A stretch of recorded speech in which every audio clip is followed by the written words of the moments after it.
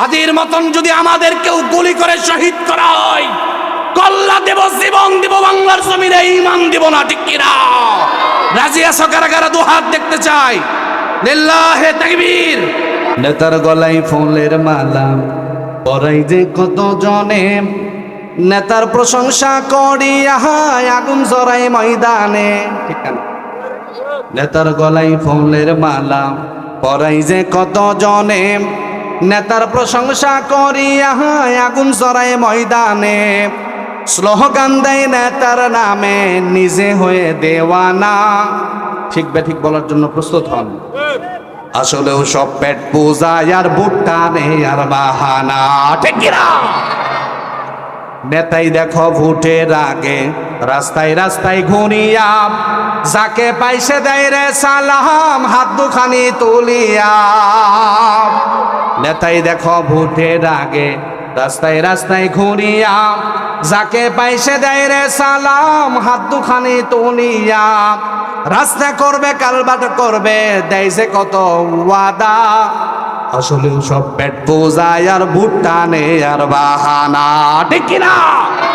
যদি ভুট্টা নেওয়ার বাহানা না হতো, 54 বছরে বাংলার জমিনে একটা কাঁচা রাস্তা পাওয়া যাইত না, আর বাংলার 1 ইঞ্চি মাটির একটা টাকাও বিদেশে পাচার হতো না। জুড়ে বলো, ঠিক কিনা? নেতার গলায় ফুলের মালা পরাই যে কত জনে, নেতার প্রশংসা করিয়া আগুন ছড়ায় ময়দানে। স্লোগান দেয় নেতার নামে, নিজে হইয়া দেওয়ানা। আসলেও সব পেট পূজায় আর ভুট্টা নেই আর বাহানা। এই জনতার ভোট পাইয়া নেতার যখন আসে জয়, তখন নেতার পাইতে দেখা জুতার তলি হয় রে ক্ষয়। এই জনতার ভোট পাইয়া নেতার যখন আসে জয়, তখন নেতার পাইতে দেখা জুতার তলি হয় রে ক্ষয়। সিগনেচারের জন্য লাগে, সিগনেচারের জন্য লাগে লাখো টাকা নজরানা, ঠিক কিনা? আসলেও সব পেট পূজায় আর ভুট্টা নেই আর বাহানা। মুসলমান বন্ধুরা রে আমার, এ পৃথিবীর নেতা যারা আছে, ক্ষমতার পরিবর্তনে শুধুমাত্র আমাদের সম্পদগুলো লুণ্ঠন করেছে, জুলুম করেছে। গরিবের টানের মানে টিন চাউল বুরিজগুলো তারা খেয়ে ফেলেছে। কিন্তু আল্লাহ পাক রব্বুল আলামিন আপনাকে আমাকে এমন এক নেতা দান করেছেন, যাকে 1.25 লক্ষ নবীর উপরে শ্রেষ্ঠত্ব দান করেছেন। শুধু তাই নয়, শুধু তাই নয়, এ পৃথিবীর একজন নেতা, পৃথিবীর শুরু লগ্ন থেকে শুরু করে আজও পর্যন্ত বাবা বিশ্ব নবীর পাশে দাঁড় করাবেন তো দূরের কথা বাবা, চিন্তা করারও সুযোগ নাই। কেননা বাবা পৃথিবীতে এমন কোন সেক্টর রব্বুল আলামিন রাখে নাই যেই সেক্টরে আপনি বিশ্ব নবীর আদর্শ দেখবেন আর সফল কাম হবেন না।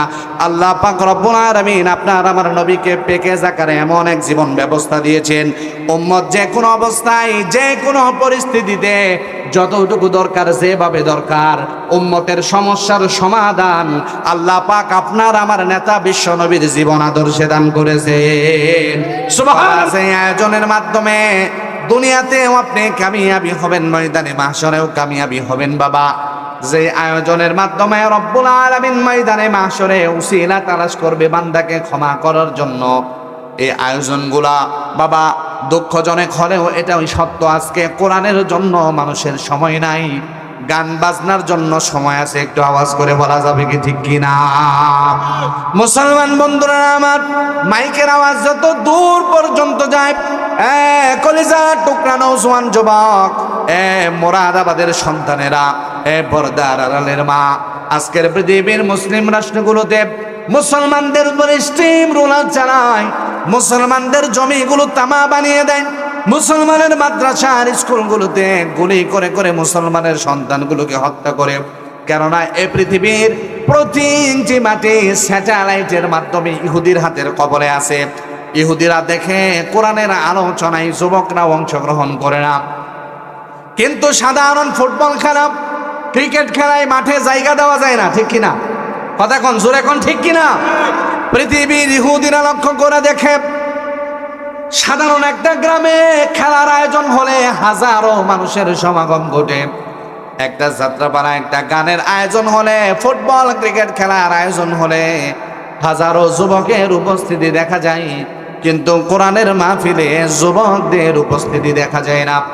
ইহুদিরা মনেই করে নিয়েছে, শুধু তাই না, একজন নেপালিয়ান তো বলেছেন, একজন ইহুদি তার লিখনের মধ্যে লিখেছেন, এ পৃথিবীর মানুষের, এ পৃথিবীর মুসলমানদের জুমার পরিমাণ মুসল্লি, জুমার নামাজে যতগুলো মুসল্লি হয় সে সমপরিমাণ মুসল্লি যতদিন ফজরের নামাজে না হবে, ইহুদি আর খ্রিস্টান, হিন্দু, বৌদ্ধ, নাস্তিকরা জানে পৃথিবীর মুসলমানরা ততদিন বিজয় অর্জন করতে পারবে না।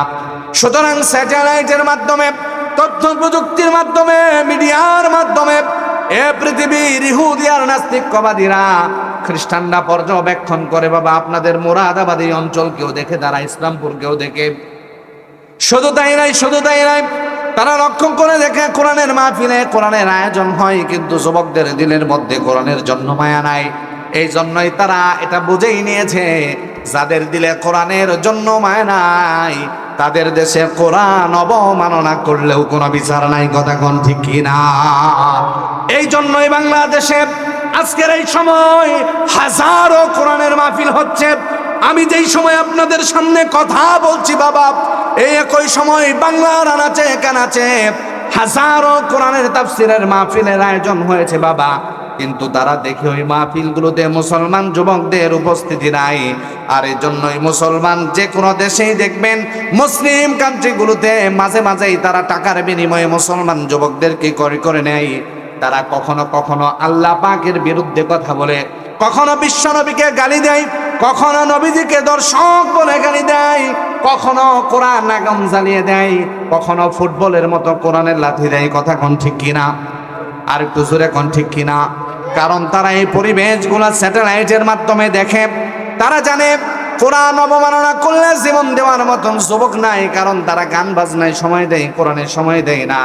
এই জন্যই দেখবেন স্বাধীনতার 54 বছরে হাজারো বার বাংলার জমিনে কোরআনকে অবমাননা করা হলো। নাস্তিকরা বিশ্বনবীকে গালি দিল, আল্লাহ পাকের সিফাত নিয়ে বিশুদ্ধার করলো, আল্লাহ পাকের জাতের বিরুদ্ধে কথা বললো, কিন্তু কোনো বিচার নাই, কোনো ফাঁসির কাস্টে আজও পর্যন্ত একজনকে ঝোলানো হয় নাই। আর ওদের বিরুদ্ধে আমরা যারা ময়দানে তাদের প্রতিবাদ জানানোর জন্য নেমেছি, এরকম নজির আছে বাংলার জমিনে কোরআনের পক্ষের মানুষদেরকে বাকির মতন গুলি করে মেরেছে। ঠিক কি না? এই জন্য আজকের কোরআনের মাহফিলগুলোতে যখন আমাদের উপস্থিতি একেবারে শূন্য, তারা এটা স্যাটেলাইটের মাধ্যমে লক্ষ্য করে দেখে যে কোরআনের জন্য যুবকদের মহব্বত নাই। গানের জন্য যত বেশি মহব্বত যুবকদের মধ্যে আছে, নেতার জন্য যত মহব্বত আছে, নেত্রীর জন্য যত মহব্বত আছে, ততটুকু মহব্বত বিশ্বনবীর জন্য নাই, ততটুকু মহব্বত কোরআনের জন্য নাই। আর এজন্যই পৃথিবীর প্রান্তে প্রান্তে মুসলিম রাষ্ট্রগুলোতে ইহুদি আর খ্রিস্টানরা আমাদের মুসলমানের জমিকে তামা বানিয়ে দিচ্ছে, মুসলমানের সন্তানগুলোকে পাখির মতন গুলি করে হত্যা করছে, সিরিয়ার মুসলমানদের মা বোনদেরকে ইজ্জত লুণ্ঠন করছে। বাংলাদেশেও মাঝে মাঝে নবীজির পরিবার নিয়ে, নবীজির বেবিদেরকে নিয়ে বিষোদ্গার করা হয়, কোরআন নিয়ে বিষোদ্গার করা হয়, আল্লাহ পাকের জাতের বিরুদ্ধে কথা বলা হয়। আমরা কিছুই করতে পারি না। কথা কোন ঠিক না? ঠিক। একটা প্রমাণ আপনি দিতে পারবেন না। মুসলমান আজকে শুধুমাত্র আমরা দাবি করছি, কিন্তু আমাদের মধ্যে বিশ্বনবীর কোনো আদর্শ নাই, আমাদের মধ্যে আল্লাহ পাকের কোরআন নাই। যদি থাকতো তাহলে 95% মুসলমানের বাংলাদেশে গোটা 2-1 নাস্তিক আর মুরতাদ আমার রসুলের বিরুদ্ধে কথা বলবে তো দূরের কথা, জবান খোলার সাহস পেত না। ঠিক কিনা? সাহস পেত না। এটা পায় থেকে আমাদের দুর্বলতাগুলো তাদের জানা। আমরা সপ্তাহে একদিন যাই মসজিদে শুধুমাত্র জুমার নামাজ আদায় করার জন্য। একজন মুসলমানের জন্য শুধুই কি জুমার নামাজ? বলেন, শুধুই জুমার নামাজ? একজন মুসলমানের জন্য শুধুই কি রমজানের রোজা? একজন মুসলিমের জন্য অর্থ হলে শুধুই কি হজ? মুসলমানের আরো দায়িত্ব আছে, কর্তব্য আছে। আমাদের সামনে আল্লাহ পাক রব্বুল আলামিন তার বিশ্ব নবীর 23 বছরের জীবন আদর্শ প্যাকেজ আকারে আল্লাহ পাক আমাদেরকে দিয়েছেন। সুবহানাল্লাহি ওয়া বিহামদিহি। মুসলমানদের নবীর আদর্শ আমাদের সামনে আছে, কিন্তু আমরা গ্রহণ করি কোন নর্তকীর আদর্শ, যার পেট পিট সব খালি আমাদের মেয়েরা যত শর্টকাট কাপড় পরা যায়। কথা কোন ঠিক না? ঠিক। আমাদের মেয়েরা ছেলেদের কাপড় নিয়েছে, ছেলেরা মেয়েদের কাপড় নিয়েছে এখন, ঠিক কি না? قال النبي صلى الله عليه وسلم ما أسفل من الكعبين من الإزار في النار। আজ নয় বাবা, 2024-এর বর্ণনা না, 2025-এর বর্ণনা এটা বাবা। আজ থেকে 1450 বছর পূর্বে আপনার আমার নবী পৃথিবীর মানুষদেরকে জানিয়ে দিয়েছেন, ও আমার উম্মতেরা, ও আমার পুরুষ উম্মতেরা, তোমরা তোমাদের লঙ্গি পায়জামা বা প্যান্ট যা পরিধান করবে তা যদি টাকনুর নিচে পড়ো, তোমাদের ওই নিচের অংশ রব জাহান্নামের আগুনে পোড়াবে। মুসলমান বন্ধুরা আমার, আমি আপনাদেরকে জিজ্ঞেস করতে চাই বাবা, টাকনুর নিচের অংশ যদি কারো জাহান্নামে যায়, উপরের অংশ বোধে জাহান্নামে জান্নাতে যাবে? যাবে? টাকনুর নিচের অংশ যদি জাহান্নামে যায় বাবা, পোড়া অংশই তো জাহান্নামে যাবে, ঠিক কি না? মুসলমান বন্ধুরা আমার, মুহাম্মদ আরবি সাল্লাল্লাহু আলাইহি ওয়াসাল্লাম 1450 বছর আগে হাদিস বর্ণনা করে গিয়েছেন। নবীজি বলেছেন, ও মুসলমান, তোমরা টাকনুর নিচে তোমাদের লুঙ্গি বা পায়জামা কাপড় পরিধান করবা না। আজকে পৃথিবীর স্বাস্থ্য বিজ্ঞান যারা আছে, বিজ্ঞানী যারা আছে, মানুষের স্বাস্থ্য অবস্থান নিয়ে যারা গবেষণা করে, পৃথিবীর স্বাস্থ্য বিজ্ঞানীরা বলছে যেই টাকনুটা আমাদের বিশ্ব নবী খোলা রাখার জন্য বলেছেন, এ পৃথিবীর মানুষেরা, বর্তমান ডাক্তার আর স্বাস্থ্য বিজ্ঞানীরা বলে, কোন কাপড় দ্বারা যদি পুরুষের টাকনুটা ঢেকে রাখা হয়, এমন কিছু রোগ তার জীবনে দেখা দেবে যার ঔষধ বর্তমান পৃথিবীতে তৈরি হয় না। সুবহানাল্লাহ। মুসলমান বন্ধুরা আমার, বর্তমান বিজ্ঞান, স্বাস্থ্য বিজ্ঞান এই তথ্য প্রকাশ করলো 1450 বছর পর, কিন্তু আপনার আমার নবী এই তথ্যটা 1450 বছর আগে আরবে বর্ণনা করে গিয়েছেন। সুবহানাল্লাহ। এই আওয়াজে সুবহানাল্লাহ, আরেকটু জোরে, আরেকটু জোরে। আপনারা মনে করতেছেন সংখ্যায় কম হলে সমস্যা, আওয়াজ কম দিবেন। ইসলাম কখনোই অস্ত্রে সজ্জে সজ্জিত সংখ্যায় বেশি হয়ে বিজয় অর্জন করে নাই। ইসলাম যত জায়গায় বিজয় অর্জন করেছে সংখ্যায়ও কম ছিল, অস্ত্রও কম ছিল, খেজুরের ডাল দিয়ে যুদ্ধ করছে। সুবহানাল্লাহ। সংখ্যায় কম হওয়ার দ্বারা কখনো পরাজয় আসে নাই। মুসলমানরা সংখ্যায় কম ছিল, অস্ত্র কম ছিল, কিন্তু ঈমান ছিল, ইয়াকিন ছিল, ইখলাস ছিল। আমাদের একজন আছেন, তিনি কে? আর একটু জোরে বলেন আল্লাহ। আল্লাহর নামটা একটু আওয়াজ করে বলেন আল্লাহ। মুসলমান বন্ধুরা আমার, আল্লাহ পাক রব্বুল আলামিন বিশ্ব নবীর মাধ্যমে পেকে জাকারে কিয়ামত পর্যন্ত আনেওয়ালা উম্মতের জন্য এক জীবন ব্যবস্থা আমাদের জন্য দান করেছেন। এই উম্মতের শত মুসিবতেও যার যতটুকু প্রয়োজন, যেভাবে প্রয়োজন, যেখানে প্রয়োজন, যতটুকু প্রয়োজন, উম্মতের সকল মুসিবতে সমস্যায় নবীজির জীবন আদর্শ সমাধান হিসেবে রবদান করেছেন। এ পৃথিবীর মানুষ যদি সমাধান চায়, সকল সমস্যার সমাধান রব্বুল আলামিন বিশ্ব নবীর জীবন আদর্শে দান করেছেন। আমাদের এমন একজন নেতা রব্বুল আলামিন দান করেছেন, যেই নেতার সাথে পৃথিবীর সৌরলগ্ন থেকে আজও পর্যন্ত কোন নেতার তুলনা করার সুযোগ নাই। কথা কোন ঠিক কিনা? পৃথিবীর নেতাদেরকে আপনি তুলনা করবেন কোত্থেকে? আল্লাহ পাক রব্বুল আলামিন আপনার আমার নবীর সাথে লক্ষাধিক নবীদেরকেও তুলনা করে নাই। একবার চিৎকার মেরে বলা যাবে কি সুবহানাল্লাহ?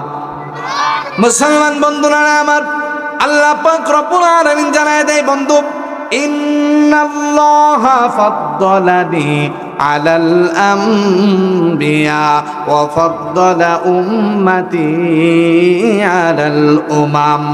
বিশ্ব নবীকে আল্লাহ পাক রব্বুল আলামিন জানায় দেয়, বন্ধু, এ পৃথিবীর জমিনে লক্ষাধিক নবীকে আমি রব পাঠাইছি বন্ধু, কিন্তু কোন নবীকে আমি আপনার উপর শ্রেষ্ঠত্ব দান করি নাই। রব, আমি রব আপনাকে বন্ধু লক্ষাধিক নবীর উপরে শ্রেষ্ঠত্ব দান করেছি। ওগো বন্ধু আদমের উপরেও আপনাকে শ্রেষ্ঠত্ব দান করেছি, ঈসার উপরেও আপনাকে শ্রেষ্ঠত্ব দান করেছি, মুসার উপরেও শ্রেষ্ঠত্ব দান করেছি। বন্ধু শুধু তাই নয়, মুসলিম জাতির পিতা হযরত ইব্রাহিম, মুসলিম জাতির পিতাকে আরেকটু জোরে, মুসলিম জাতির পিতার নাম কি? সবাই বলে না। কি ব্যাপার, 17 বছর উল্টাপাল্টা বলতে বলতে কি মুখস্থ হয়ে গেছে অন্য নাম নাকি? মুসলিম জাতির পিতার নাম কি? তে ইব্রাহিম আলাইহিস সালাতু ওয়াস সালাম একটু বলেন না। আমাদের দেশের রাজনীতির প্রেক্ষাপট তো ভিন্ন, ক্ষমতার পরিবর্তনে জাতির পিতা পরিবর্তন হয়ে যায়, কথা কয় না, ঠিক কিনা? এটা আর করা যাবে না। মুসলিম জাতির পিতাকে ইব্রাহিম আলাইহিস সালাম। একটু জোরে বলেন, মুসলিম জাতির পিতাকে। নতুন কোন দল আগামী দিন ক্ষমতায় আইলে কি জাতির পিতা পরিবর্তন হয়ে যাবে? পরিবর্তন হবে? কেউ পরিবর্তন করতে আসলে ওরে পরিবর্তন করে দিবেন। রাজি আছি তো ইনশাল্লাহ? ওরে কান্ডা ধরে আস্তে করে সীমানা পার করে ভারতে পাঠাই দিবেন। জাতির পিতা মুসলমানের কয়জন? এখন কয়জন? একজন। ক্ষমতার পরিবর্তনে যেন জাতির পিতা পরিবর্তন না হয়। রাজি আছি তো ইনশাল্লাহ? আপনারা যদি সোচ্চার থাকেন, এই যে 54 বছর আমাদের উপরে যত জুলুম নির্যাতন, এই দেশের সম্পদ চুরি লুণ্ঠন, বিদেশে পাচার, যা কিছু হয়েছে, আমরা শুধু অন্যায়ের প্রতিবাদ করতে জানি না বলি। আমাদের উপরে যখন যা চাপায় দেয় আমরা সহজেই মেনে নিই। আর ঢাকায় কিছু ঘটলে আমরা এখানে বসে বলি এটা ঢাকাতে, রাজধানীতে করছে, আমরা ইসলামপুর থেকে কি করব? মনে রাখবেন, পুরা পৃথিবীর মুসলমান হচ্ছে একটা দেহের মতন। পৃথিবীর এক প্রান্তে যদি আফ্রিকার জঙ্গলে একজন মুসলিম আক্রান্ত হয়, তো ইসলামপুরের জমিন থেকেও মুসলমান ব্যথিত হতে হবে। কথা কোন ঠিক কিনা? ব্যথিত হতে হবে। পুরা দুনিয়ার মুসলমান একটা বডির মতন। পৃথিবীর যে কোনো প্রান্তে যদি একজন মুসলমানকে আক্রমণ করা হয়, একজন মুসলমানকে ব্যথিত করা হয়, একজন মুসলমানকে নির্যাতন করা হয়, তো তার ব্যথায় আপনাকেও ব্যথিত হতে হবে, নয়তো আপনি মুসলিম থাকতে পারবেন না, মুনাফিকের খাতায় নাম চলে যাবে, ঠিক কি না? এজন্য পৃথিবীর যে প্রান্তেই হোক না কেন, আমাদের দেশেও যদি কখনো এমন হয় আগামী দিনে কেউ যদি ক্ষমতায় আসার কারণে জাতির পিতা আর মা পাল্টায় দেয়, এদেরকে শক্ত হাতে দমন করবেন তো ইনশাল্লাহ? মুরব্বী সাদা দাড়িওয়ালা বাবা যারা আছে তারা সন্তানদেরকে ওসিয়ত করে যাবেন, কারণ এই সন্তান সম্পর্কেও আল্লাহ পাক ময়দানে মাহশরে জিজ্ঞেস করবে আপনাকে। কথা কোন ঠিক না ঠিক? সন্তান ভালো কাজ করলে এটা যেমন আপনি কবরে পাবেন, সন্তান খারাপ কাজ করলেও আপনি কবরে শুয়ে শুয়ে এটা পাবেন। সুতরাং সন্তানকে ওসিয়ত করে যেতে হবে, সন্তান তোমার ঘাম, তোমার রক্ত, তোমার মেধা ব্যয় হবে শুধু আল্লাহ পাকের জমিনে আল্লাহর দ্বীন প্রতিষ্ঠার জন্য। রাজি আছি তো ইনশাআল্লাহ? মুসলমান বন্ধুরা আমার, আল্লাহ পাক রব্বুল আলামিন বিশ্ব নবীকে জানায় দেয়, নবীজি এ পৃথিবীতে লক্ষাধিক নবী আমি প্রেরণ করেছি, কিন্তু কোন নবীকে আপনার উপরে শ্রেষ্ঠত্ব দান করি নাই। বন্ধু, লক্ষাধিক নবীর মধ্যে আমি আপনাকে শ্রেষ্ঠত্ব দান করেছি। আপনার বাবা পিতা আদমকেও আমি আপনার উপরে শ্রেষ্ঠত্ব দান করি নাই। বন্ধু, এ পৃথিবীর জমিনে আমি আপনাকে সর্বশেষ পাঠিয়েছি, কিন্তু সবচেয়ে দামি নবী বানায় পাঠাইছি। সুবহানাল্লাহ। শুধু তাই নয়, মুহাম্মদ আরবি সাল্লাল্লাহু আলাইহি ওয়াসাল্লাম নিজের শ্রেষ্ঠত্ব বর্ণনা করে ক্ষান্ত হন নাই। এ পৃথিবীর উম্মতদেরকে নবীজি জানায় দেয়, ও আমার উম্মতেরা, আল্লাহ পাক শুধুমাত্র লক্ষাধিক নবীর উপরে আমাকে শ্রেষ্ঠত্ব দান করেছে এমন না, ও আমার উম্মতেরা, আল্লাহ পাক রব্বুল আলামিন লক্ষাধিক নবীর উম্মতের মধ্যেও আমার উম্মতকে শ্রেষ্ঠত্ব দান করেছে। সুবহানাল্লাহ। মুসলমান বন্ধুরা আমার, নবী যেমন শ্রেষ্ঠ, আল্লাহ পাক রব্বুল আলামিন লক্ষাধিক নবীর মধ্যে, নবীর উম্মতের মধ্যেও রব আমাদেরকেও শ্রেষ্ঠত্ব দান করেছেন। শুধু তাই নয়, আল্লাহ পাক আরশে আজিম থেকে এ পৃথিবীর জমিনে 104 খানা কিতাব নাজিল করেছে। 100 খানা হলো সহিফা ছোট, আর 4 খানা বড় বড় কিতাব। এর মধ্যে আল্লাহ পাক রব্বুল আলামিন সর্বশ্রেষ্ঠ কিতাব কোরআনুল কারীম আপনার আমার নবীকেই দান করেছেন। মুসলমান বন্ধুরা আমার, সবগুলো কিতাবই আসমানি কিতাব, এবং আসমানি কিতাবগুলো সবই সত্য, কিন্তু আল্লাহ পাক রব্বুল আলামিন আপনাকে আমাকে এমন এক নবী দান করেছেন, এমন এক কিতাব দান করেছেন, আর এমন উম্মত বানিয়েছেন রব্বুল আলামিন এত শ্রেষ্ঠত্ব কোন নবীকেও দান করে নাই, এমন কোন দামি কিতাব অন্য নবীকেও দেন নাই, এত দামি উম্মত রব্বুল আলামিন আর কাউকে দান করে নাই। আপনাকে আমাকে রব্বুল আলামিন যতটুকু শ্রেষ্ঠত্ব দান করেছেন, সুবহানাল্লাহ। মুসলমান বন্ধুরা আমার, এ পৃথিবীতে আসমান থেকে আসা একটা কিতাবের নাম হলো তাওরাত, একটা কিতাবের নাম হলো ইনজিল, আর একটা কিতাবের নাম হলো জবুর। এই কিতাবগুলোর নাম আপনারা শুনেছেন? কে কে শুনেছেন একটু দেখি, হাত উঠায় দেখান তো। মারহাবা, হাত নামান। তাওরাত এ পৃথিবীতে আল্লাহ পাক পাঠিয়েছেন, জবুর এ পৃথিবীতে আল্লাহ পাক পাঠিয়েছেন, আল্লাহ পাক রব্বুল আলামিন ইনজিল পাঠিয়েছেন। এই সবগুলো আসমানি কিতাব। কিন্তু আপনি বলুন, আজকের পৃথিবীতে তাওরাত কি আছে? ইনজিল আছে? জবুর আছে? থাকবে কিভাবে? আপনার আমার দামি কিতাব, এটা হেফাজতের জিম্মাদারি আল্লাহ তার নিজের হাতে নিয়েছেন। অন্য কোন কিতাবের ব্যাপারে আল্লাহ পাকের এমন বর্ণনা নাই। সুবহানাল্লাহি ওয়া বিহামদিহি। কোন আলামিন তাওরাত নাজিল করেছেন, ইনজিল নাজিল করেছেন, জবুর নাজিল করেছেন, কোরআনুল কারীমও আল্লাহ পাক নাজিল করেছেন। আমাদের এখানের কার কার ছেলে মাদ্রাসায় লেখাপড়া করে? একটু হাত উঠাবো বাবা, একটু হাত উঠাই। অনেকের ছেলে, মাশাআল্লাহ, হাত নামান। আপনাদের ছেলে হাফেজ আছে কে কে এখানে? হাফেজের বাবা কেউ আছেন? হাফেজ হচ্ছে সবার সন্তান, তাই না? হাফেজের বাবা বলি মারহাবা, আল্লাহ পাক কবুল করুক, বলি আমিন। তাহলে একজন হাফেজের বাবা এখানে আছে, বোঝা যায় যে আল্লাহ পাকের কোরআন এখনো জমিনে আছে, কোরআনের হাফেজ আছে। কিন্তু পৃথিবীতে তাওরাত, ইনজিল, জবুর আসমানি কিতাব, আল্লাহ পাক আমাদেরকে কেমন নবী, কেমন কিতাব আর কেমন উম্মত বানায় পাঠাইছেন, আমরা আমাদের মূল্য আর ইজ্জত সম্মান বুঝি না। আমরা আমাদের সংস্কৃতি স্বকীয়তা এগুলো ছেড়ে দিয়েছি, পাশ্চাত্যের গোলামি আমরা করছি, ইহুদি খ্রিস্টানের কালচারগুলো আমরা ধারণ করেছি, যার জন্য আমাদের উপর এত জুলুম আর নির্যাতন।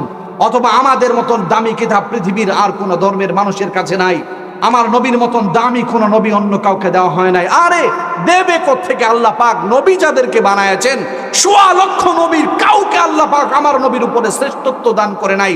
আল্লাহ পাক ১০০ লক্ষ নবীর উপরে আপনার আমার নবী মুহাম্মদ আরবীকে শ্রেষ্ঠত্ব দান করেছে, বলি আলহামদুলিল্লাহ। মুসলমান বন্ধুরা আমার, আল্লাহ পাক রব্বুল আলামিন এই পৃথিবীতে তাওরাত নাজিল করেছেন, ইনজিল নাজিল করেছেন, জবুর নাজিল করেছেন। বাবা, এই কিতাবগুলো আসমানি কিতাব। কিন্তু নবীরা যখন দুনিয়ার জমিন থেকে বিদায় হয়ে গেল, কালের পরিবর্তনে এ পৃথিবীর জমিন থেকে ইনজিল বিকৃত হয়ে গেল, জবুর বিকৃত হয়ে গেল, এবং কি আসমানি সকল কিতাবগুলো পরিবর্তন হয়ে গেল। আজকের পৃথিবীতে আপনি বাবা একজন কোরআনের হাফেজ আপনি খুঁজে পাবেন না, একজন ইনজিলের হাফেজ আপনি খুঁজে পাবেন না, একজন জবুরের হাফেজ আপনি খুঁজে পাবেন না।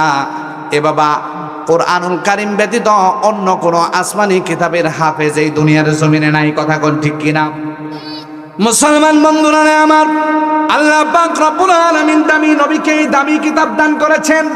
আল্লাহ পাক রব্বুল আলামিন কোরআনুল কারীমের মধ্যে আয়াত নাযিল করে জানায় দেয়, ইন্না নাহনু নাযালনা যিকরা ওয়া ইন্না লাহু লাহাফিজুন। আল্লাহু আকবার। আরেকটু জোরে আল্লাহু আকবার। আমি তো ময়দান তৈরি করে দিয়ে যাব, আপনাদের আসর আলোচক আসতেছে, আপনারা যদি এখন সুবহানাল্লাহ আলহামদুলিল্লাহ এগুলো না বলেন কেমনে তৈরি করব? আরে আমাদের আল্লাহ পাকের নাম ধ্বনি প্রতিধ্বনি হতে হবে। শয়তান ভয় পাবে, ইহুদি খ্রিস্টানরা ভয় পাবে। জানেন আমাদের নারায়ে তাকবীর আল্লাহু আকবার যত ভয় পা, ওরা পারমাণবিক অস্ত্রের এত ভয় পায় না। আরো জোরে বলেন ঠিক কিনা? শাহজালাল ইয়ামিনী রহমাতুল্লাহি আলাইহি সিলেটের জমিনে আগমন করেছেন। আপনি ইতিহাস পড়ে দেখেন শাহজালাল ইয়ামিনীর জীবনে তিনি কোনো AK-47 নিয়ে আসেন নাই, তিনি কোনো পারমাণবিক অস্ত্র নিয়ে আসে নাই। শাহজালাল ইয়ামিনী রহমাতুল্লাহি আলাইহি সিলেটের জমিনে এসে গৌর গোবিন্দের প্রাসাদের সামনে শুধুমাত্র আল্লাহু আকবারের ধ্বনি দিয়েছে। গৌর গোবিন্দের বিশাল প্রাসাদ থর থর করে কেঁপে জমিনের সাথে মিশে গিয়েছে। সুবহানাল্লাহ। আমরা নির্বাচন আসলে নেতার পক্ষে স্লোগান দেই, আমরা বিভিন্ন নেত্রীর পক্ষে স্লোগান দেই, বিভিন্ন মার্কার পক্ষে স্লোগান দেই, আওয়াজে ঘুমানো যায় না। আর আমরা মুসলিম, আমাদের জবানে কথা বলার শক্তি দান করেছেন কে? আরেকটু জোরে বলেন কে? এই জবানে যদি কারো স্লোগান উঠে, কার স্লোগান উঠবে? তাহলে আল্লাহর স্লোগান এত কেন? আলহামদুলিল্লাহ, সুবহানাল্লাহ এত আস্তে কেন? আল্লাহু আকবার এত আস্তে কেন? আপনারা জানেন আমাদেরকে বহু সময় আমাদেরকে জঙ্গি বলা হয়েছে, উগ্রবাদী বলা হয়েছে, মৌলবাদী বলা হয়েছে, আমরা বোমা বানাই, ককটেল বানাই, বিভিন্ন কিছু বলা হয়েছে। আজও পর্যন্ত একজন হক্কানি আলেমের কাছে একটা ককটেল পাওয়া গেছে? কথা কয় না, পাওয়া গেছে? কোন মাদ্রাসায় অস্ত্র পাওয়া গেছে? এগুলো নাই। তারা এগুলো বলে কেন? কারণ তারা আমাদের আল্লাহু আকবারের স্লোগানকে এগুলোর চেয়ে বেশি ভয় পায়, ঠিক কিনা? এজন্য আমাদের আর কিছু পারি না পারি, আমাদের যে ভৌগোলিক অবস্থা, এই ভূখণ্ডে আমরা চাইলেই জেহাদের মাধ্যমে এখন সরাসরি ভারত দখল করতে পারবো না। আফগান এবং সিরিয়ার ভৌগোলিক অবস্থা, চেচনিয়া, বসনিয়া, আরাকানের ভৌগোলিক অবস্থা আর বাংলাদেশের ভৌগোলিক অবস্থান ভিন্ন। কিন্তু আমরা কমজোর মুসলমানরা আল্লাহ পাকের সিফতি নামের আওয়াজ তো উচ্চ আওয়াজে বলতে পারি, ঠিক কিনা? এজন্য পরবর্তী বক্তা যেন ওয়াজ করে মজা পায়, আমি আপনাদের জেহেনটা তৈরি করে দিতে চাই। তারা যখন সুবহানাল্লাহ, আলহামদুলিল্লাহ বলতে বলবে, আপনারা বলবেন। তারা যখন আল্লাহু আকবারের স্লোগান দিতে বলবে, বলবেন। তারা যখন নবীজির পক্ষে কথা বলবে, ঠিক না বেঠিক, সেগুলোও বলবেন। এগুলো যদি বলতে পারেন তো বাতিলরা আমাদের উপরে জুলুম করবে তো দূরের কথা, তাকাবারও সাহস পাবে না, ঠিক কিনা? খালি নেতার নামে স্লোগান আর কয়দিন দিবেন? একটু আল্লাহ পাকের নামে স্লোগান দেওয়া যায় না? দেখি একটু আওয়াজ দেন তো, লিল্লাহে তাকবীর, লিল্লাহে তাকবীর। আপনি বলেন তো দেখি, মুসলমান যদি নারায়ে তাকবীর, লিল্লাহে তাকবীরের এই তাকবীর গুলো ধরে কোন ইহুদি, খ্রিস্টান, বৌদ্ধ, নাস্তিক, নাসারা যারা আছে আমাদের দিকে তাকানো সাহস পাবে? সাহস পাবে? আমরা করি কি? আমরা এখন নেতাদের নামে স্লোগান দেই, নেতাদের পক্ষে স্লোগান দেই, মার্কার স্লোগান দেই, কিন্তু ইসলামের পক্ষে স্লোগান দিতে জানি না। যদি দেই তো বাংলাদেশের প্রতি ইঞ্চি মাটিতে আল্লাহ পাক ইসলামের পতাকা পথ পথ করে উঠাবে। রাজি আছি তো ইনশাল্লাহ? রাজি আছি তো ইনশাল্লাহ? আপনারা কি বেজার হইতেছেন? মন খারাপ আপনাদের? তাহলে একটু বলেই দেই আপনাদের, একটু যেহেতু মাহফিলটা গোছানোর জিম্মাদারি আমার, আমি একটু গুছিয়ে দেই। নেতার গলায় ফুলের মালা পরাই যে কত জনে, নেতার প্রশংসা করিয়া আগুন জড়াই ময়দানে, ঠিক না? নেতার গলায় ফুলের মালা পরাই যে কত জনে, নেতার প্রশংসা করিয়া আগুন জড়াই ময়দানে, স্লোগান দেয় নেতার নামে নিজে হয়ে দেওয়ানা। ঠিক বেঠিক বলার জন্য প্রস্তুত হন। আসলেও সব পেট পূজা আর ভুট্টা নেই আর বাহানা, ঠিক কিনা? নেতাই দেখো ভোটের আগে রাস্তায় রাস্তায় ঘুরিয়া, যাকে পাইছে দেয় রে সালাম হাত দুখানি তুলিয়া।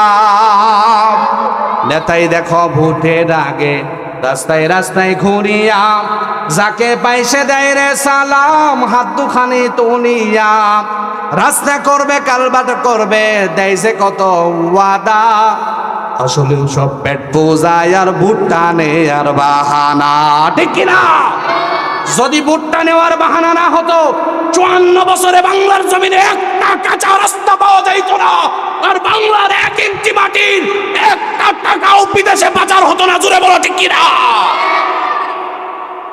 নেতার গলায় ফুলের মালা পরাইছে কত জনে, নেতার প্রশংসা করিয়া আগুন ছড়াই ময়দানে, স্লোগান দেয় নেতার নামে নিজে হইয়া দেওয়ানা। আসলেও সব পেট পূজায় আর ভুট্টা নেই আর বাহানা। এই জনতার ভোট পাইয়া নেতার যখন আসে জয়, তখন নেতার পাইতে দেখা জুতার তলি হয় রে ক্ষয়। এই জনতার ভোট পাইয়া নেতার যখন আসে জয়, তখন নেতার পাইতে দেখা জুতার তলি হয় রে ক্ষয়। সিগনেচারের জন্য লাগে, সিগনেচারের জন্য লাগে লাখো টাকা নজরানা, ঠিক কিনা? আসলেও সব পেট পূজায় আর ভুট্টা নেই আর বাহানা। মুসলমান বন্ধুরা রে আমার, এ পৃথিবীর নেতা যারা আছে, ক্ষমতার পরিবর্তনে শুধুমাত্র আমাদের সম্পদগুলো লুণ্ঠন করেছে, জুলুম করেছে, গরিবের টানের বানের টিন চাউল বুরিজগুলো তারা খেয়ে ফেলেছে। কিন্তু আল্লাহ পাক রব্বুল আলামিন আপনাকে আমাকে এমন এক নেতা দান করেছেন, যাকে 1.25 লক্ষ নবীর উপরে শ্রেষ্ঠত্ব দান করেছেন। শুধু তাই নয়, শুধু তাই নয়, এ পৃথিবীর একজন নেতা পৃথিবীর শুরু লগ্ন থেকে শুরু করে আজও পর্যন্ত বাবা বিশ্বনবীর পাশে দাঁড় করাবেন তো দূরের কথা বাবা, চিন্তা করারও সুযোগ নাই। কেননা বাবা পৃথিবীতে এমন কোন সেক্টর রব্বুল আলামিন রাখে নাই যেই সেক্টরে আপনি বিশ্বনবীর আদর্শ দেখবেন আর সফল কাম হবেন না। আল্লাহ পাক রব্বুল আলামিন আপনার আমার নবীকে প্যাকেজ আকারে এমন এক জীবন ব্যবস্থা দিয়েছেন, উম্মত যে কোনো অবস্থায় যে কোনো পরিস্থিতিতে যতটুকু দরকার যেভাবে দরকার উম্মতের সমস্যার সমাধান আল্লাহ পাক আপনার আমার নেতা বিশ্বনবীর জীবন আদর্শে দান করেছেন। সুবহানাল্লাহ। এ পৃথিবীর মানুষ, এ মুসলমান বন্ধু, এ ইসলামপুরের মুরাদাবাদের সন্তানেরা, এ মুরব্বী বাবা, এ পৃথিবীর কোন যুবক যদি পৃথিবীর শ্রেষ্ঠ আদর্শবান যুবক হতে চায় নবীজির যৌবনকালের দিকে তার লক্ষ্য করতে হবে। আর বর্তমান পৃথিবীর কোন নেতার দিকে যদি লক্ষ্য করতে চায় আদর্শবান তো যুবক হবে দূরের কথা, মাদকাসক্ত হবে আর সন্ত্রাস হবে। কথা কোন ঠিক কিনা? এই জমিনে যে যত মিথ্যা বলতে পারে, জুলুম করতে পারে, দুর্নীতি করতে পারে, সে তত বড় নেতা। কথা কই না? কথা কোন ঠিক কিনা? মুসলমান বন্ধুরা আমার, আল্লাহ পাক রব্বুল আলামিন আপনাকে আমাকে এমন এক নেতা দান করেছেন বাবা। আমি আপনাদেরকে এই অল্প সময়ে কোন দিকে আলোচনা করে নবীজির জীবন আদর্শ তুলে ধরবো বাবা। আল্লাহ পাক রব্বুল আলামিন আল্লাহর হাবিব সাল্লাল্লাহু আলাইহি ওয়াসাল্লামকে প্রত্যেকটা সেক্টরে আমাদের জন্য আদর্শবান বানায়ছেন। একজন বাবাকে রব্বুল আলামিন কন্যা সন্তান দান করেছেন, আবার পুত্র সন্তানও দান করেছেন। কিন্তু আপনি কন্যা সন্তানকে কেমন আদর করবেন আর পুত্র সন্তানকে কেমন আদর করবেন? বাহির থেকে ঘরে ফেরার সময় কোনো খাবার অথবা খেলনা কোনো দ্রব্যপণ্য যদি আনেন, আগে কি মেয়ের হাতে দিবেন না ছেলের হাতে দিবেন? বিশ্বনবী সন্তানকে কিভাবে ইনসাফ মেনটেন করে আদর করবেন এই আদর্শ নবীজি শিখিয়ে গিয়েছেন। মুসলমান বন্ধুরা আমার, আল্লাহ পাক রব্বুল আলামিন আল্লাহর হাবিবকে কেমন আদর্শবান বানাইছেন বাবা। সংক্ষিপ্ত সময় আমি কি বলবো। নবীজি একদিন হাদিস বর্ণনা করছেন সাহাবায়ে কেরামকে নিয়ে। আল্লাহর রাসূল লক্ষ্য করে দেখলেন হাদিস বর্ণনার মাঝে আল্লাহর রাসূলের একজন সাহাবী তার মাসুম বাচ্চা একটা পুত্র সন্তান দৌড়ে সাহাবীর কাছে আসলো। আল্লাহর রাসূল হাদিস বর্ণনা বন্ধ করে না, নবীজি বাবা এবং সন্তানের সুন্দর মুহূর্তটা লক্ষ্য করে দেখছেন। বিশ্ব নবী লক্ষ্য করে দেখলেন ওই মাসুম বাচ্চা ছেলে সন্তানটা দৌড়ে বাবার কাছে আসলো। বাবা তার কপালটা মুছে দিল, ঘাম মুছে দিল, সন্তানের কপালে চুমু খেলো, মাথায় হাত বুলিয়ে দিল। ডানের উপরে ওই বাবা তার ছেলে সন্তানটাকে বসালো। নবীজি তখনও হাদিস বর্ণনা করছেন, বিশ্ব নবী হাদিস বর্ণনা করে যাচ্ছেন। নবীজির হাদিস বর্ণনার এক পর্যায়ে লক্ষ্য করে দেখলেন ওই একই সাহাবীর মাসুম বাচ্চা একটা কন্যা সন্তান দৌড়ে বাবার কাছে আসলো। নবীজির কৌতূহল হয়ে গেল, ছেলে সন্তানটা আসলো, আবার মেয়ে সন্তানটাও আসে। নবীজি হাদিস বর্ণনা করেন, বাবা এবং মেয়ের সুন্দর মুহূর্তগুলো দেখেন। নবীজি লক্ষ্য করে দেখলেন কন্যা সন্তান যখন আসলো ওই সাহাবী কন্যা সন্তানের কপালে চুমু খেলেন, কিন্তু বামরান খালি থাকা সত্ত্বেও ওই কন্যা সন্তানকে বামরানের উপরে না বসায়া জমিনের মধ্যে বসায় দিলেন। যখনই ওই বাবা ছেলে সন্তানকে ডানে বসালো আর কন্যা সন্তানকে জমিনে বসালো, বিশ্বনবী মুহাম্মদ আরবি মানবতার মুক্তির দূত সাথে সাথে হাদিস বর্ণনা বন্ধ করে দিলেন। নবীজি ওই সাহাবীকে লক্ষ্য করে বললেন, ও আমার সাহাবী, আল্লাহ পাক রব্বুল আলামিনকে ভয় করো, সন্তানের ভালোবাসা ইনসাফ করো, বৈষম্য করো না। কন্যা সন্তানকে তুমি জমিনে বসালে আর পুত্র সন্তানকে তুমি তোমার রানের উপরে বসালে, কেন এই বৈষম্য করলে? মুসলমান বন্ধুরা আমার, কিতাবের মধ্যে লেখেন নবী আরবি সাল্লাল্লাহু আলাইহি ওয়াসাল্লাম সাহাবায়ে কেরামকে যখন এই কথা বললেন, ওই সাহাবী থরথর করে কাঁপতে শুরু করলেন। সাহাবী বাম হাত দিয়ে টান দিয়ে তার কন্যা সন্তানটাকে বাম রানের উপরে বসালেন। নবীজি এবার দেখলেন ডানে পুত্র সন্তান আর বাম ডানে কন্যা সন্তান। আল্লাহর রাসূল সাল্লাল্লাহু আলাইহি ওয়াসাল্লাম মুস্কি একটা হাসি দিলেন আর নবীজি ওই সাহাবায়ে কেরামকে জানায় দিলেন, ও আমার সাহাবী, তুমি এখন সন্তানের ভালোবাসায় ইনসাফ করেছ, আল্লাহ পাক তোমার উপরে রাজি হয়ে গেছে। সুবহানাল্লাহ। মুসলমান বন্ধুরা আমার, কন্যা সন্তান এবং পুত্র সন্তানের বাবাগুলো তার সন্তানকে কিভাবে আদর করবে, ভালোবাসবে, এটাও বিশ্বনবী মুহাম্মদ আরবি সাল্লাল্লাহু আলাইহি ওয়াসাল্লাম শিখিয়ে গিয়েছেন। শুধু তাই নয় বাবা, শুধু তাই নয়, আপনার বাসার কাজের লোক কর্মচারী আপনার খাদেমের সাথেও আপনি কেমন আচরণ করবেন বাবা। সংক্ষিপ্ত সময়ে যতটুকু বলার সুযোগ হয় আমি বলছি, ব্যাপক আকারে আলোচনা করার সুযোগ আমার নাই বাবা। মুহাম্মদ আরবি সাল্লাল্লাহু আলাইহি ওয়াসাল্লামের 10 বছরের খাদেম সাহাবীর নাম হলো হযরতে আনাস। নাম কি মুসলমান বন্ধুরা আমার? হযরতে আনাস বিশ্ব নবীর 10 বছরের খাদেম।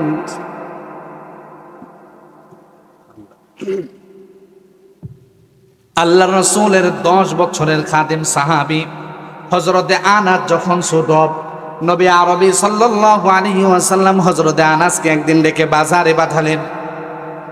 হযরতে আনাসকে বাজারের জন্য বিশ্বনবী পাঠালেন।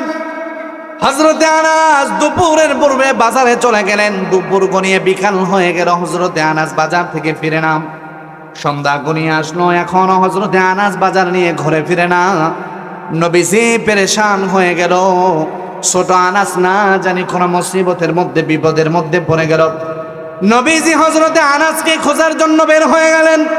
আরবের অলি গলি দিয়ে বিশ্বনবী হযরতে আনাসকে খুঁজে বেড়ায়।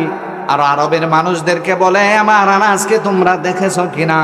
খুঁজতে খুঁজতে হঠাৎ করে নবীজি পাহাড়ের পাদদেশে লক্ষ্য করে দেখলেন হযরতে আনাস আরবের কিছু সন্তানদের সাথে খেলাধুলা করে। নবীজি লক্ষ্য করে দেখলেন হযরতে আনাস ছোট বাচ্চাদের সাথে খেলাধুলা করছে। সাথে সাথে নবীজি হযরতে আনাসকে ডাকলেন না। নবীজি ওই মাঠের পাশে রাস্তায় দাঁড়িয়ে গেলেন। খেলার এক পর্যায়ে হযরতে আনাস লক্ষ্য করে দেখলেন বিশ্বনবী রাস্তার পাশে দাঁড়ায় আছেন। হযরতে আনাসের চোখ যখন বিশ্বনবীর চোখ মুবারকে পড়ে গেল, হযরতে আনাস তখন থমকে দাঁড়ালো। মনে হয়ে গেল, হাই হাই, আমি খেলার মধ্যে ব্যস্ত, কিন্তু বিশ্বনবী না আমাকে বাজারের জন্য পাঠিয়েছিল। হযরতে আনাস ভয় পেয়ে গেল। বিশ্বনবীর চোখ মুবারকের সাথে নবীজির চোখ, বিশ্বনবীর চোখ মুবারকের সাথে হযরতে আনাসের চোখ যখন পড়ে গেল, বিশ্বনবী হযরতে আনাসের দিকে তাকায় একটা মুস্কি হাসি দিলেন। সুবহানাল্লাহ। আরে দুপুর গনিয়ে বিকাল হয়ে সন্ধ্যা গনিয়ে আসলো, এখনো বাজার নিয়ে ফিরে না। এ বাবা, খাদেম না, খাদেম না। আমাদের সন্তান যদি এমন করে পিঠের চামড়া থাকবে, কথা কই না। ঘরে আসছে মেহমান, কিন্তু বাজার নিয়ে এখনো আমার খাদেম কেন ঘরে ফিরে না? নবীজি একটু গরম হওয়া স্বাভাবিক ছিল, কথা কোন ঠিক কিনা? মুসলমান বন্ধুরা আমার, উম্মতকে শিখিয়ে যায় খাদেমের সাথে কেমন আচরণ বিশ্বনবী করেছেন। কিয়ামত পর্যন্ত আনেওয়ালা উম্মত তার খাদেমদের সাথে কেমন আচরণ করবে। এবার বিশ্বনবী মুস্কি হাসি দিয়ে হযরতে আনাসকে ইশারা দিয়ে বলে, আনাস, মন খারাপ করার কোনো কারণ নাই, তুমি খেলা চালায় যাও। হযরতে আনাস বলে, বিশ্বনবীর সেই দিনের মুস্কি হাসি আমার আনাসের জীবনকে পরিবর্তন করে দিয়েছে। সুবহানাল্লাহ। শুধু তাই নয়, শুধু তাই নয় বাবা। হযরতে আনাস বলে, এ বাবা, আমি আপনাদেরকে কোন দিকে নিয়ে যাব বাবা? সংক্ষিপ্ত সময়ে কোন দিকে যাব আমি নিজেই কোনো দিশা পাচ্ছি না বাবা। বিশ্বনবীর জীবন আদর্শে আপনার আমার সফলতা রব সব রেখে দিয়েছেন বাবা। যেদিকেই যাব, নওজোয়ান যুবক হোক আর যুবতী হোক, বিবি হোক আর স্বামী হোক, শ্বশুর হোক আর জামাই হোক, নবীজির আদর্শ আপনি যেই দিকেই গ্রহণ করবেন, আসমানে এবং জমিনে রব আপনাকে কামিয়াবি বানায় দিবেন। মুসলমান বন্ধুরা আমার, হযরতে আনাস বলে, এ পৃথিবীর মানুষ যখন পরিশ্রম করার পর ঘেমে যায়, তার শরীর থেকে ঘামের দুর্গন্ধ আছে না নাই? বলেন, অন্য অন্য দুর্গন্ধ তাই একটু সহ্য করা যায়, মানুষের শরীরের দুর্গন্ধ কখনো যদি ঘেমে কেউ নামাজে পাশাপাশি এসে দাঁড়া, নামাজের 12টা বেজে যায়। ঠিক না বেঠিক? ঠিক না বেঠিক? মুসলমান বন্ধুরা আমার, আনাস বলে, আল্লাহ পাক রব্বুল আলামিন এমন এক নবী আমাদেরকে দান করেছেন। নবী যখন ঘেমে যাইতেন, আল্লাহর রাসূলের সাহাবীরা কৌটা নিয়ে দাঁড়িয়ে থাকতেন, নবীজি কখন ঘামবেন। নবীজির ঘাম মুবারক সাহাবায়ে কেরাম আদর হিসেবে ব্যবহার করতেন। পৃথিবীর সকল মানুষের ঘাম থেকে দুর্গন্ধ বের হতো, বিশ্ব নবীর ঘাম থেকে মেশক আম্বরের চেয়েও বেশি ঘ্রাণ বের হইতো। এই জন্য সাহাবায়ে কেরাম নবীজির ঘাম মুবারক কৌটার মধ্যে ভরে রাখতেন। আরবের বড় বড় ভিআইপি অনুষ্ঠানগুলোতে সাহাবায়ে কেরাম আদর হিসাবে আপনার আমার নবীজির ঘাম ব্যবহার করতেন। রহমতে আলম নবী দুজাহান রহমতে আলম নবী দুজাহান সাহাবারা আতর বানাই ওই নবীজির ঘাম বলো সাহাবারা আতর বানাই ওই নবীজির ঘাম রহমতে আলম নবী দুজাহান রহমতে আলম নবী দুজাহান সাহাবারা আতর বানাই ওই নবীজির ঘাম বলি মারহাবা। এমন একজন নেতা আমাদের দেশে আছে পৃথিবীর শুরু থেকে এখন পর্যন্ত, কার্ল মার্কস, লেনিন, মাও সেতুং, আব্রাহাম লিঙ্কন কারো শরীর থেকে বের হয়? তাহলে বলেন মুসলমান এই পৃথিবীতে এত নির্যাতিত, এত অপমানিত, তাদের অধিকার থেকে বঞ্চিত, এবং মুসলমানদের উপরে এই যে জুলুম নির্যাতন হচ্ছে, এর কারণ হচ্ছে মুসলমান কার্ল মার্কসের আদর্শ গ্রহণ করছে, মাও সেতুং আর জর্জ রুসোর মতন, আব্রাহাম লিঙ্কনের মতন, এবং কি আমাদের যুবক যুবতীরা তসলিমা নাসরিনেরও ফলো করে। কথা কোন ঠিক না ঠিক? নর্তকীকে ফলো করে, বিটিএস এর নামে তো কি নিকৃষ্ট কাজ চলে, যুবক যুবতীরা এদেরকে ফলো করে, যার জন্য পুরা দুনিয়ায় মুসলমানরা শুধুমাত্র নির্যাতনের শিকার। খোদার কসম খেয়ে বলি, এই মুরাদাবাদ, ইসলামপুর, জামালপুরের জমিন থেকে বলছি, আজকের নওজোয়ানরা যদি বিশ্ব নবীর আদর্শকে ধারণ করত, নবীজির যৌবনকালের আদর্শ তাদের জানা থাকতো, নবীজির সমাজ প্রতিষ্ঠা তাদের জানা থাকতো, 10 বছরের মদিনার রাষ্ট্রপ্রধানের জীবন আদর্শ জানা থাকতো, তাহলে বাংলার জমিনে না গোটা পৃথিবীর এক অংশী জমিও ইহুদিরা আর খ্রিস্টানরা দখল করতে পারতো না, আমার নবীর জীবন আদর্শ নিয়ে বিষোদ্গার করতে পারতো না। এরা নবীর আদর্শ জানলে নবীজির পায়ে সেজদায় লুটিয়ে পড়তো, বিষোদ্গার করতো না। ঠিক কিনা বলো? এই জন্য মুসলমান যুবকদের প্রয়োজন নবীজির আদর্শ জানা। এই মাহফিলগুলোতে ওলামায়ে কেরামরা নবীজির আদর্শ সম্পর্কে, কোরআন সম্পর্কে আপনাদেরকে জানাবে। এ মুরব্বী বাবা সাদা দাড়িওয়ালা, যাদের নবীজির আদর্শ যৌবনকালে ধারণ করার সুযোগ হয় নাই, আপনার সন্তান আছে, সন্তানদেরকে নসিহত করে যান। রাজি আছেন তো ইনশাআল্লাহ? আপনার সন্তান এই জমিনে, আল্লাহর জমিনে দিন প্রতিষ্ঠার জন্য রক্ত ঝরাবে, তো এই রক্ত আপনার জান্নাতে যাওয়ার কারণ হবে। ঠিক কিনা? জোরে কোন ঠিক কিনা? ব্যথায় কলিজা ফেটে যায়।